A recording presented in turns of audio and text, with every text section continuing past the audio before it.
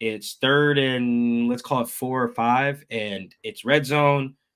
They're ones versus ones, and the Seahawks ran like a shell coverage, too high.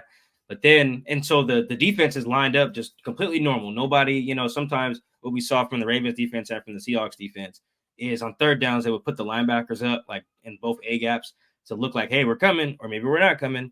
It was none of that. It was just pretty much like, yo, this looks pretty like standard, like we're about to just play coverage.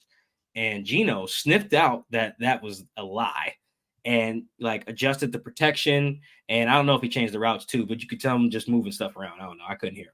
And he was right. They ended up sending the house full on engage 8. And it was only like 3 routes. Tyler, DK, and I think Jackson.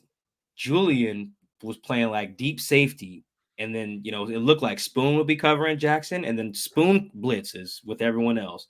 And Julian basically turns into basically playing off man, one-on-one coverage with Julian Love, or excuse me, with Jackson Smith-Njigba with no safety help, which is a terrible spot to be in for, safety. JSN ran like a little out route, and boy, Julian broke on that bad boy, undercut it, and snatched it away, and just started turning up with the defense. I was like, that is a hell of a play.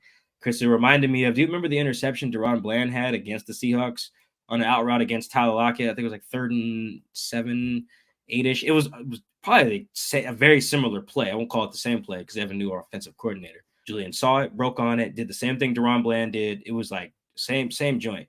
The DaRon Bland play was crazy, and the Julian Love play was crazy.